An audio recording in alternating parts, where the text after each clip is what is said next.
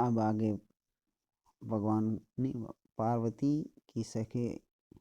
भगवान शंकर अथवा उस ब्रह्मचारी से कहती हैं कि यह पार्वती भगवान शंकर के प्रति इतनी आसक्त है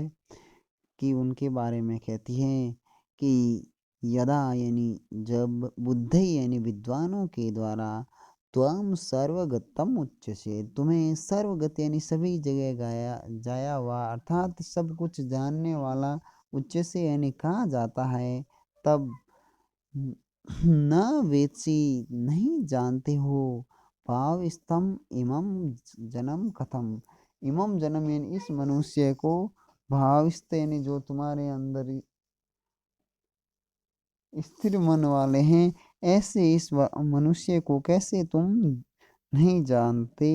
इति यानी इस प्रकार से स्वहस्त उल्लखितम, अपने हाथ से लिखी हुई या बनाई हुई मूर्ति को मुग्ध यानी कि उस भोली पार्वती के द्वारा रहस्य यानी एकांत में चंद्रशेखर उपालभ्यता, चंद्रशेखर यानी भगवान शंकर को उभालभ्यता यानी उल्हाना लिया जाता था। अर्थात यह पार्वती जब एकांत में होती थी तब भगवान शंकर को लक्ष्य करके कहती थी, अर्थात उनकी मूर्ति का चित्रण करके उस मूर्ति के प्रति कहती थी कि हे भगवान शंकर, यदि बुद्ध यानी विद्वानों के द्वारा त्वम सर्वगतम उच्चसे, तुम्हारे प्रति सर्वगत यानी कि सब कुछ जानने वाला उच्च से यानी कहा जाता है, तब इमम भाविस्तम जन्म कथम न वैस्ति, इमम यानी इस अर्थात मुझको, जो कि भाविस्तम यानी भाव अर्थात प्रेम के कारण तुम्हारे अंदर जिसका मन स्थिर है, ऐसे इस मनुष्य को कथम न वैस्ति क्यों नहीं जानती। इस प्रकार से स्वहस्त उल्लेखित चंद्रशेखर, अपने हाथ से बनाई हुई मूर्ति को रहस्य उपालभ्यत एकांत में उल्हाना दिया जाता था।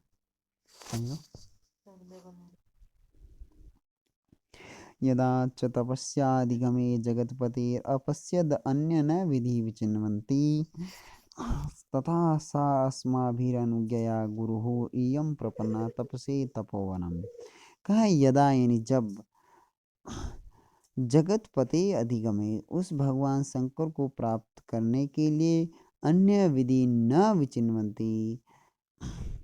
अन्य कोई विधि नहीं, अन्य न विधि कोई दूसरी विधि नहीं थी, तब तपस्या विचिन्वती, तब इसने तपस्या को चुना। और तथा यानी उसके बाद स अस्माभि यानी हमारे साथ गुरु अनुज्ञया यानी माता पिता की आज्ञा लेकर के यम यानी यह पार्वती तपस्या के लिए तपोवनम प्रपन्ना, इस तपोवन में आई।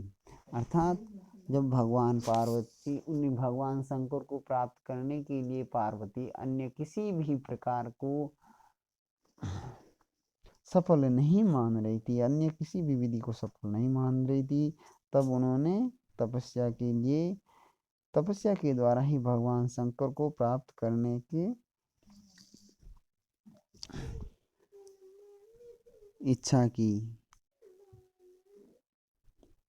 अब पुनः देख लें, यदा जब अन्य विधि न अपश्यत यदा यानी जब जगतपति अधिगमे, जगतपति अर्थात भगवान शंकर को अधिगमे यानी प्राप्त करने के लिए अन्य विधि न अपश्यत, जब दूसरी कोई भी विधि अर्थात प्रकार नहीं देखा, अर्थात पार्वती ने भगवान शंकर को प्राप्त करने के लिए दूसरी किसी भी विधि को नहीं देखा, तदा तब उन्होंने तपस्या विचिन्वन्ति, तपस्या को चुना। और तथा यानी उस तपस्या को सुनने के पश्चात अस्मा भी हमारे साथ गुरु अनुज्ञया माता पिता की आज्ञा को लेकर के यह पार्वती तपस्या के लिए तपोवनम प्रपन्ना, इस तपोवन में आई। द्रुमीषु सख्या कृत जन्मसु स्वयं फलम तप साक्षिषु दृष्टम येष्वपि न च प्ररोहो अभिमुखो अपि दृश्यते मनोरथो अस्या शशि मौलि संश्रय। वो कह रहे हैं कि सख्या यानी सहेली अर्थात इस पार्वती के द्वारा स्वयं कृत जन्मसु, जिन्हें स्वयं कृत जन्मसु यानी जन्म दिया अर्थात जिनको को स्वयं उगाया है, ऐसे द्रुमेषु यानी द्रुमों में अर्थात वृक्षों पर फलम दृष्टम यानी कि फल दिख रहे हैं अर्थात जिन पौधों को इस पार्वती ने स्वयं सिंचित करके इनको बड़ा किया है, उगा करके बड़ा किया है, अर्थात इस पार्वती के द्वारा उगाए गए वृक्षों पर भी फलम दृष्टि फल दिखाई दे रहे थे। अब वो वृक्ष क्यों लगाया था, तो कहा है तप साक्षीसु यानी तपस्या के साक्षी येषु द्रुमेषु इन वृक्षों पर भी फलम दृष्टम यानी फल दिख रहे हैं। एक बार पुनः देखें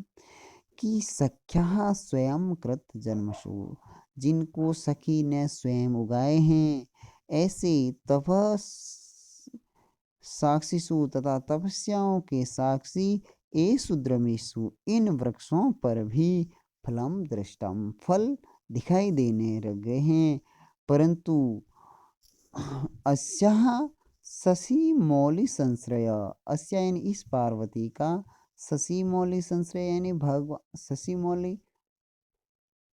मौलि का मतलब होता है सिर पर है, शशि यानी चंद्रमा अर्थात भगवान शंकर की अर्थात पुनः देखिए अस्या यानी इस पार्वती की शशि मौलि संश्रय अर्थात भगवान शंकर का की सन्निधि रूपी मनोरथ, इसका जो मनोरथ है वो प्ररूह अभिमुखो अपि नहीं न दृश्यते, कि उसकी प्ररूह मतलब उगना भी अर्थात उसका जो ये मनोरथ है वो अभी तो प्ररूह यानी मात्र जमीन से बाहर ही नहीं निकला है, उसका बिल्कुल भी फल नहीं दिख रहा है। अतः जब वृक्ष को उगाया जाता है, बीज को उगाया जाता है, तब उसके जो पहली नुकीली कील बाहर निकलती है जमीन से, उसे प्रहरू अर्थात उगना कहते हैं। तो इस प्रकार जिन वृक्षों की इस पार्वती ने खुद बोया, उनको सिंची उनकी सिंचाई की तथा उस वृक्षों पर भी फल लग गए हैं, लेकिन इसका जो तपस्या रूपी फल है वो अभी तक उगा भी नहीं है, जमीन से बाहर भी नहीं निकला है। पुनः देखते कि सख्या स्वयं कृत जन्मसु, सखी के द्वारा जिनको स्वयं उगाया है, तपय साक्षीसु जो तपस्या के साक्षी है, ऐसे ये सुद्रमेशु ऐसे इन फलों वृक्षों पर भी फलम दृष्टम फल दिख रहे हैं। परंतु शशि मौलि संश्रया अस्या मनोरथ है, शशि भगवान शंकर की सन्निधि रूपी इसका जो मनोरथ है वो प्रौरव अभिमुखो अपि न दृश्यते, उगने उसका अभी उस फल का अभी प्रौरव यानी कि जो प्रथम उत्पत्ति भी अभी तक नहीं दिखाई दे रही है।